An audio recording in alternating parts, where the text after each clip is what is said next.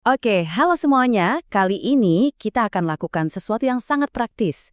Kita akan belajar bareng cara membaca sebuah perusahaan layaknya seorang investor profesional. Langsung pakai studi kasus beneran. Nah, ini nih pertanyaan paling mendasar kan?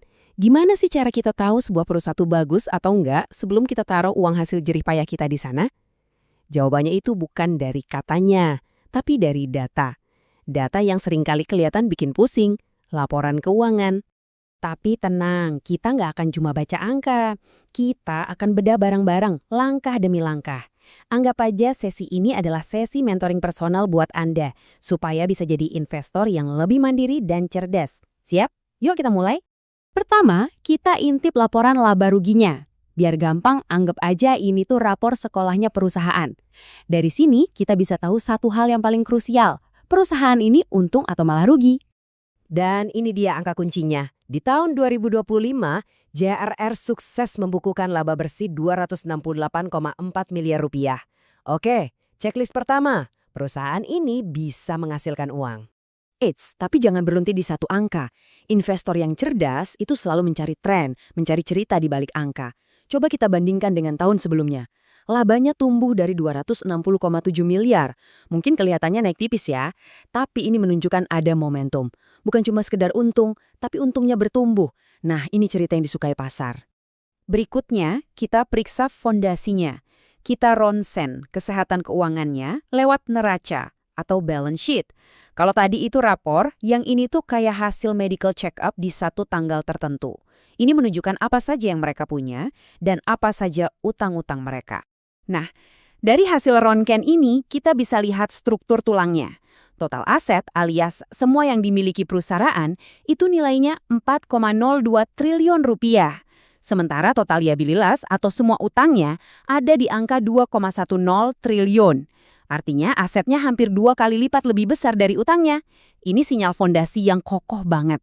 Selisih antara aset dan utang tadi itu namanya ekuitas. Angkanya 1,9 triliun rupiah. Inilah nilai bersih perusahaan yang jadi hak para pemegang saham, termasuk kita kalau kita beli sahamnya. Angka ekuitas yang tebal ini ibarat bantalan pengaman yang kuat kalau-kalau perusahaan kena masalah.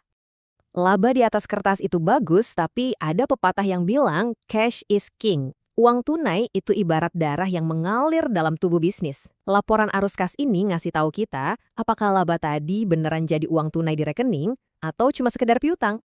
Dan coba lihat ini, posisi kas mereka melonjak drastis dari 252 miliar menjadi 392 miliar rupiah cuma dalam setahun. Wow, ini bukti nyata kalau laba mereka bukan cuma angka akuntansi, tapi benar-benar uang nyata yang masuk ke kantong perusahaan. Ini tanda kesehatan finansial yang luar biasa. Sejauh ini ceritanya kelihatan bagus banget kan? Laba tumbuh, fondasi kokoh, kasnya banjir. Biasanya investor pemula berhenti sampai di sini. Tapi investor profesional seperti Anda akan menggali lebih dalam ke bagian yang paling sering dilewatkan. Catatan atas laporan keuangan. Disinilah harta karun dan juga ranjau darat tersembunyi. Betul sekali. Di catatan-catatan inilah kita bisa menemukan konteks, penjelasan detail, dan yang paling penting resiko-resiko yang gak akan kamu temukan kalau cuma lihat angka besarnya aja. Ayo kita coba cari ada apa di dalam catatan JEAA. Dan bingo, kita menemukan sesuatu yang krusial. Ternyata lebih dari separuh pendapatan JEAR, tepatnya 54%, itu datang dari satu pelanggan raksasa, PT Pertamina Patraniaga. Nah, ini adalah lampu kuning pertama. Kita sebut ini risiko konsentrasi pelanggan. Coba bayangkan, apa jadinya kalau Pertamina tiba-tiba mengurangi pesanan, pendapatan JEAR bisa langsung anjlok. Temuan penting kedua ada di catatan tentang utang bank mereka.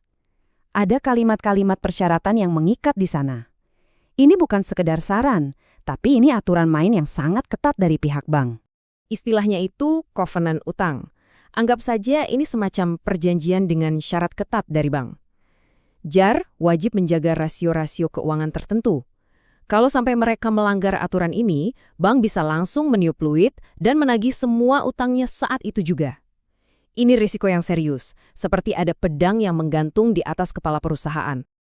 Oke, kita udah membedah semuanya, dari rapor kinerjanya, hasil ronsen kesehatannya, sampai ke catatan-catatan kecil yang ternyata isinya penting banget. Sekarang, waktunya kita menyatukan semua kepingan puzzle ini. Jadi, ini rangkumannya. Di sisi positif, JAR ini performanya solid, labanya tumbuh, neracanya kuat, dan kasnya melimpah. Tapi di sisi lain, ada dua resiko yang perlu kita perhatikan baik-baik. Ketergantungan pada satu pelanggan besar dan adanya aturan ketat dari utang banknya. Ingat, tidak ada investasi yang 100% sempurna. Nah, pertanyaannya sekarang kembali ke Anda.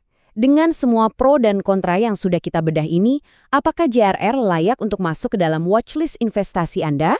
Tidak ada jawaban yang benar atau salah. Yang paling penting adalah, sekarang Anda tahu bagaimana cara menemukan jawabannya sendiri. Inilah yang membedakan investor cerdas dari sekedar ikut-ikutan. Gunakan kerangka ini, lakukan riset Anda, dan selamat berinvestasi dengan bijak.